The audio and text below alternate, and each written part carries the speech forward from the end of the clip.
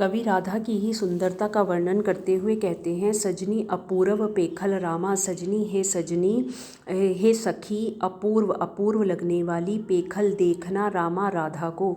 अरे उस राधा की सुंदरता को देखो या देख कर आओ। कनकलता अवलंबन उवत हरिन हिरिन हिमधामा, कनकलता सोने की लता का अवलंबन सहारा लेकर उवत उग आया हो हरिन हिरन के समान या हिरनहीन हरिनहीन अर्थात दाग से रहित हिमधामा, चंद्रमा कि चंद्रमा जो है वो दाग से रहित सोने की लता का सहारा लेकर उग आया हो, वह राधा ऐसी ही सुंदर दिखाई दे रही है।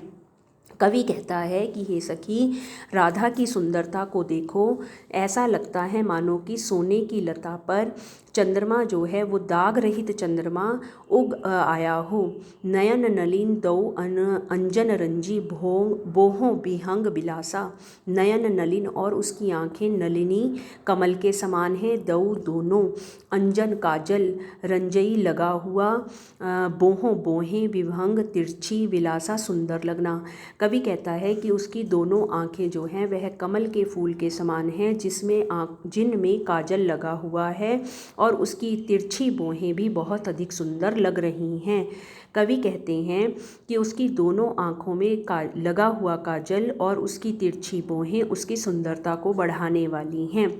चकित चकोर जोर बिंदी बांधल केवल काजल पासा, ऐसा लगता है मानो कि चकित चकोर जोर कि चकोर नामक पक्षी का जोड़ा विधि विधाता ने बांध दिया हो केवल काजल पाशा, केवल काजल के पाश में, कि उसकी आँखों में लगा हुआ काजल इतना अधिक सुंदर है जिन्हें देखकर ऐसा लगता है कि काजल के ही पाश में विधाता ने चकोर नामक पक्षियों के जोड़े को बांध दिया हो, जो वहाँ से उड़ना नहीं चाहते अर्थात निकलना नहीं चाहते। गिरिबर गरुए पयोधर परसित गिम गज मोती के हारा, गिरिबर और उस पर्वत के समान गरुए भारी, पयोधर उसके उरोज, परसित फैले हुए या परसित स्पर्श करना भी होता है। गिम गज मोती के हारा, गज हाथी के मोतियों के हार, हाथी दांत के मोतियों का हार, गिम का मतलब जो है गर्दन। कवि कहता है कि उसके उरोज जो हैं वो पर्वत के समान हैं, ऐसा लगता है मानो कि हाथी दांत के मोतियों से बना हुआ हार, उसकी गर्दन में पड़ा हुआ हार उसके उरोजों को स्पर्श करना चाहता हो, छूना चाहता हो, कि उसके गर्दन में पड़ा हुआ हाथी दांत के मोतियों का हार उसके उरोजों को छूना चाहता हो। काम कंबू भरी कनक शंभु परी, धारत सुरसरी धारा।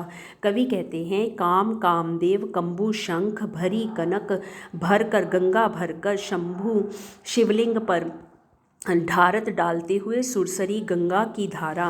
ऐसा लगता है मानो कि कामदेव जो हैं वो शंख में गंगा को भरकर शिवलिंग पर डाल रहे हों, जिसे देखकर ऐसा लगता है मानो कि गंगा की धारा ही शिवलिंग पर डोल रही हो।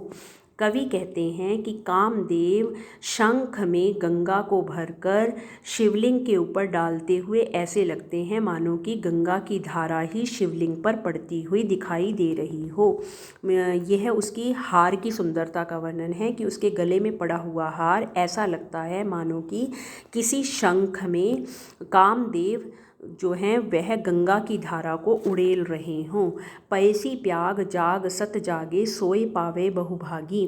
कवि कहते हैं पैसी जाना प्याग, प्रयाग में जाकर सत जागई, 100 यज्ञ करना, सोए पाए बहुभागी, बहुभागी भाग्यशाली।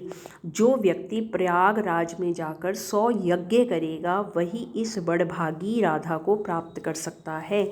जिसने प्रयागराज में जाकर 100 प्रकार के यज्ञ किए हों वही भाग्यशाली है और वही राधा को प्राप्त कर सकता है।